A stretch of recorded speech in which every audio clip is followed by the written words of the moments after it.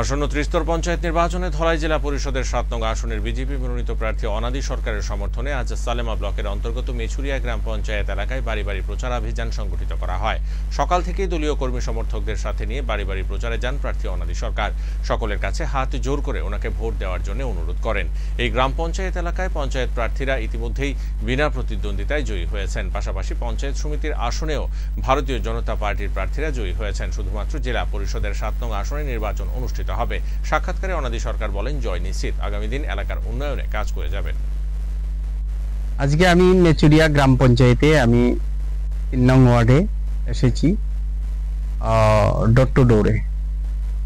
বিপুল সারা মানুষের, যে ভারতীয় জনতা পার্টি ছাড়া মানুষ আর কিছু বুঝে না। সবাই জানে যে এখানে ভারতীয় জনতা পার্টি মানুষের প্রতি বাড়িতে জল, প্রতি প্রায় বাড়িতেই ঘর এবং কিষাণ সম্মান নিধি,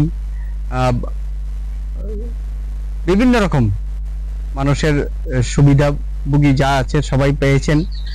তো মানুষ আবারও পুনরায় বিজেপিকে ভোট দিতে প্রস্তুত সবাই। এবং এই গ্রাম বিনা প্রতিদ্বন্দ্বিতায় আমাদের সঙ্গে 2-3 জন মেম্বার এখানে বিনা প্রতিদ্বন্দ্বিতায় জয়ী হয়েছেন এবং পঞ্চায়েত সমিতির যে প্রার্থী উনিও জয়ী হয়েছেন।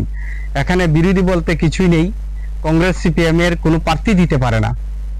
এতেই প্রমাণ হয় যে বিরোধী শূন্য আমাদের জেলা পরিষদের একজন প্রার্থী দিয়েছেন কংগ্রেস থেকে। কংগ্রেস সিপিএম হয়তো মিলিজুলি প্রার্থী দিয়েছেন, কিন্তু ওনাদের কোনো প্রচার নেই, কোনো প্রার্থীকে এলাকাবাসী জানতে পারেন না।